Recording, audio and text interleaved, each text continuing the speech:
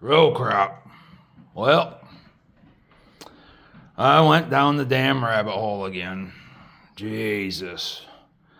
Seems like everything is getting, this is wrong, that's wrong, this person done this, and that person done this, and this whistleblower, and what in the flying frog's hair is fucking going on? You mean to tell me in a society now, because we're Gen X around here, that a generation that grew up with fucking movies talking about alien invaders or robots are going to rise up and take over the whole world and kill all the humans and all this other shit, all of the technology we have today,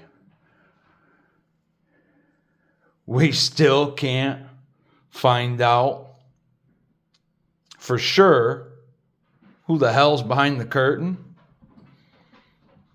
Because they're just doing some things that, I don't know, like, where'd all this money go?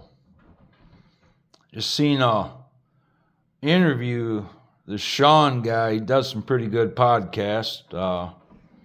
Can't think of his last name. Most of you probably know who I'm talking about, but this guy on there about 9/11 and all this money that was announced to be missing a few days before the attack. And pictures are now coming up of all these people that had what looks to be C4 in the trade towers. Now, I don't put it past a human being because I studied history before because it's one of my little quirks. But we had individuals like Mussolini, Hitler, Genghis Khan, and all these people that had these extreme mental disorders. But what's more importantly is they were just the pawn. They weren't the people. They were what everyone would blame when it went wrong because they knew at some point in time that it would.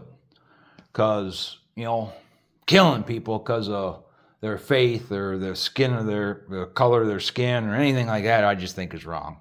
That's just my personal opinion. I mean, don't get me wrong. I do believe that dead pedophiles don't reoffend. But at this stage in the game, the Epstein lists is becoming trending, and I don't know, maybe it's because it's a hot topic, but personalize it. And then maybe it'll make sense. In your own little corner of this huge world, your grain of sand that you live in, because let's put it in reality, an individual compared to the world is about the size of a grain of sand to a basketball. If you had damning evidence, photo, audio, whatever, to where you could have every gate opened for you, no matter the gate, no matter the security, no matter what, you had basically the master key to everything, and it just happened to be blackmail, would you use it? Or would you put it out there so no one can use it and we can expose the corruption? Now think about that and be honest with yourself. I would like to think I wouldn't use it. But I'm just a mere individual in this world. I'm not perfect. I have many, many, many flaws. It's because everybody forgets they hold all these sports icons and these movement people and politicians and people that have this money and all this other stuff, and it's, they hold them and they act like they're so, like they reinvented the wheel or some shit. I got more respect for someone like Charlie Kirk, who always humbled himself, always stated that he was a sinner. He was just trying to pass on what he had learned, his beliefs. He never made himself out to be anything other than just a human trying to be godlike, or trying to mold himself in his vision of God. I can't remember his quote. I probably butchered it. I apologize for that. But anyway, he never wanted to be anything than what he is. I think that's one of the things I like about him is he's just him, you know. It is what it is. I guess I can respect that because I guess that's kind of the way I am. But I don't know, some weird shit's going on, and I just keep thinking, what are they distracting us from?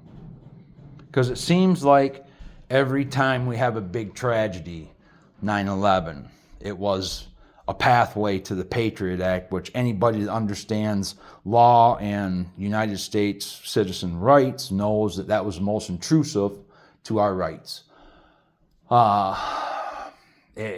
Charlie Kirk's is another one. And we're all mourning about this. You know, was Trump getting too close to actually draining this swamp, or was it just a ploy to try to stop a movement? I mean, if you look at history, did it stop Martin Luther King's movement? No. Did it stop Kennedy's movement? No. It just passed the torch. I mean, I can't believe that someone is dumb enough to where they believe that one person is a movement. Although Kirk started the movement, to my knowledge, Dr. King started the movement.